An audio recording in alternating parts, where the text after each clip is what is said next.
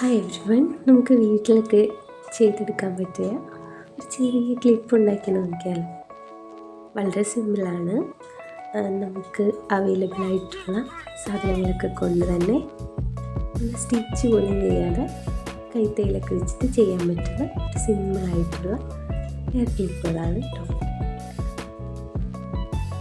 ആദ്യം നമ്മൾ ഒരു ചെറിയ സ്ക്വയർ പീസ് നെറ്റ് എടുക്കുക, അത് രണ്ടായിട്ട് മടക്കുക. നമുക്ക് ബീഡ്സ് ഒക്കെ ഇടണമെന്നുണ്ടെങ്കിൽ ഇങ്ങനെ മടക്കിയിട്ട് രണ്ട് ഭാഗത്തും ചെറിയ ക്ലിപ്പുകൾ വെച്ച് കൊടുക്കുക. എന്ത് വേണമെങ്കിലും വെച്ച് കൊടുക്കാതെ തയ്ച്ച് വെക്കാമെങ്കിൽ അങ്ങനെ അപ്പുറം ഇപ്പുറം രണ്ട് ക്ലിപ്പ് വെച്ച് കൊടുത്തിട്ട് അത് ക്ലിപ്പ് വെച്ച് കൊടുക്കുന്നത് നമുക്ക് ബീഡ്സ് ഇടാനാണ്.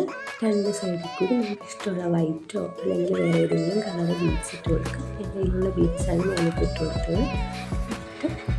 അത് നല്ലതുപോലെ മുറുക്കി വയ്ക്കുക. അതിനുശേഷം നമുക്ക് ഇത് ക്ലിപ്പുകളെല്ലാം മാറ്റിയിട്ട് അപ്പുറം ബീഡ്സൊന്നും പോവാണ്ട് നല്ലതുപോലെ മടക്കുമ്പോൾ ശ്രദ്ധിക്കേണ്ട കാര്യം എന്താണെന്ന് വെച്ചാൽ നല്ല രീതിയിൽ മടക്കണം.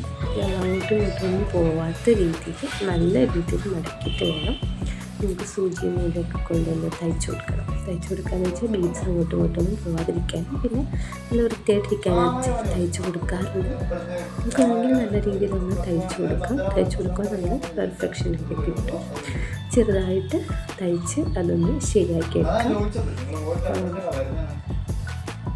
നല്ല ഞൊറിയിൽ വേണം തയ്ക്കാൻ. കാണുമ്പോൾ നമ്മളിങ്ങനെ തയ്ച്ച് കഴിഞ്ഞിട്ട് തിരിച്ച് നോക്കുമ്പോൾ നല്ല ഭംഗിയുണ്ടായിരിക്കണം. നല്ലപോലെ തയ്ച്ചതിന് ശേഷം ബാക്കി പരിപാടി നോക്കാം.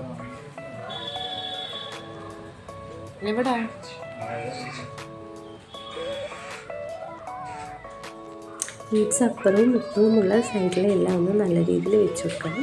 ഒരു ബോ ഷേപ്പിലാക്കി എടുക്കണം.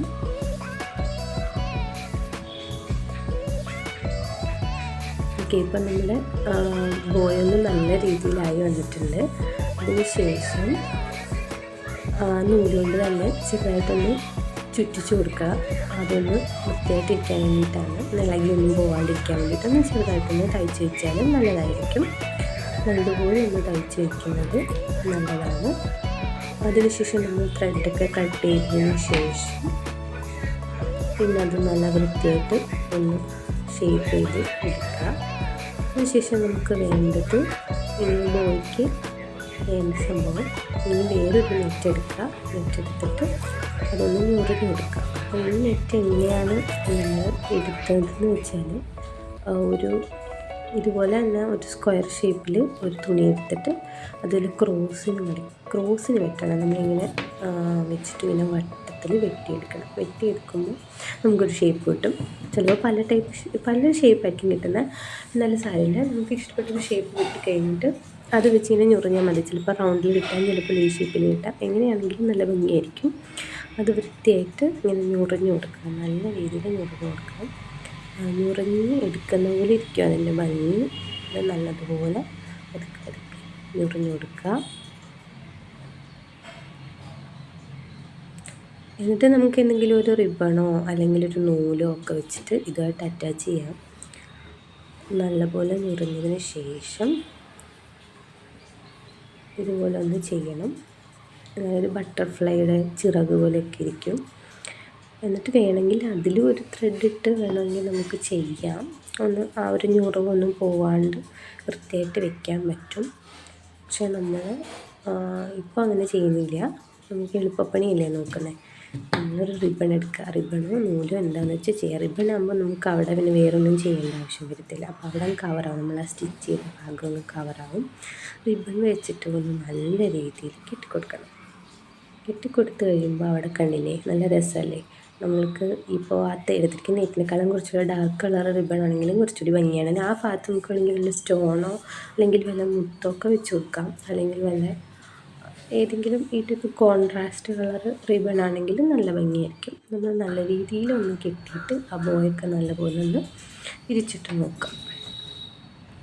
നമുക്ക് വീട്ടിൽ തന്നെ ചെയ്തെടുക്കാൻ പറ്റും. വളരെ സിമ്പിളല്ലേ. ഇപ്പം ക്രിസ്മസിൻ്റെ കാലമൊക്കെ അല്ലേ. അപ്പോൾ നമുക്ക് ഇതുപോലെ റെഡ് കളറും വൈറ്റ് കളറൊക്കെ റിബണിൽ ബീഡ്സ് ഉണ്ടെങ്കിൽ നല്ലതാണ്. ഇല്ലെന്നുണ്ടെങ്കിൽ സാരമില്ല, നമുക്ക് വീട്ടിലൊക്കെ ചെയ്തെടുക്കാൻ പറ്റുന്ന സിമ്പിളായിട്ടുള്ളൊരു സംഭവമാണിത്.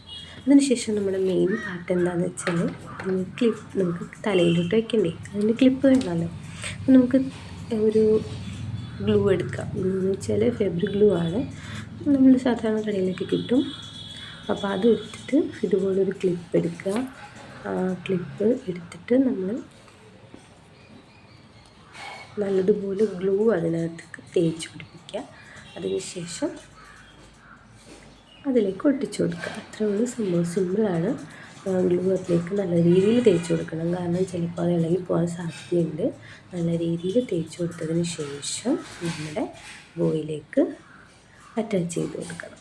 അപ്പോൾ നല്ല ഭംഗിയായിരിക്കും കാണാൻ കേട്ടോ.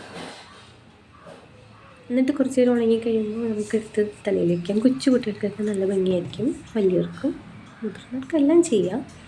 ഡ്രസ്സിനനുസരിച്ചൊക്കെ ഡ്രസ്സിൻ്റെ ബാക്കിയൊക്കെ വരില്ലേ, ബാലൻസ് പാർട്ടൊക്കെ വരുമ്പോൾ ഈ നെറ്റിൻ്റെ ഫ്രോക്കൊക്കെ തയ്ക്കുന്ന സമയത്ത് വീട്ടിലെ അമ്മമാർക്ക് തന്നെ ചെയ്ത് കൊടുക്കാൻ പറ്റും.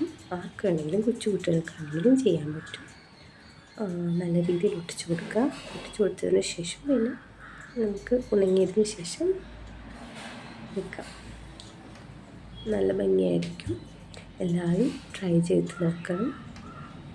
എല്ലാവർക്കും പറ്റും, വീട്ടിലെല്ലാവർക്കും ചെയ്തെടുക്കാൻ പറ്റും. ഏത് ടൈപ്പ് നെറ്റാകുമ്പോൾ കുറച്ചുകൂടി നമുക്ക് സ്റ്റിച്ചിങ് ഒന്നും ആവശ്യമില്ല. വേറെ ടൈപ്പ് ക്ലോത്തുകളൊക്കെ ആണെങ്കിൽ നമുക്ക് താഴോട്ടുള്ള ഭാഗമൊക്കെ സ്റ്റിച്ച് ചെയ്യേണ്ടി വരും. നെറ്റാകുമ്പോൾ പിന്നെ നല്ല ഭംഗിയിൽ ഇങ്ങനെ കിടന്നോളും. എല്ലാവരും വീട്ടിൽ ചെയ്ത് നോക്കുമെന്ന് ഉദ്ദേശിക്കുന്നു. അടുത്ത് വേണമെങ്കിൽ നമുക്ക് എന്തെങ്കിലും ബീഡ്സോ അല്ലെന്നുണ്ടെങ്കിൽ സ്റ്റോൺസോ ഒക്കെ വെച്ച് കൊടുക്കാം.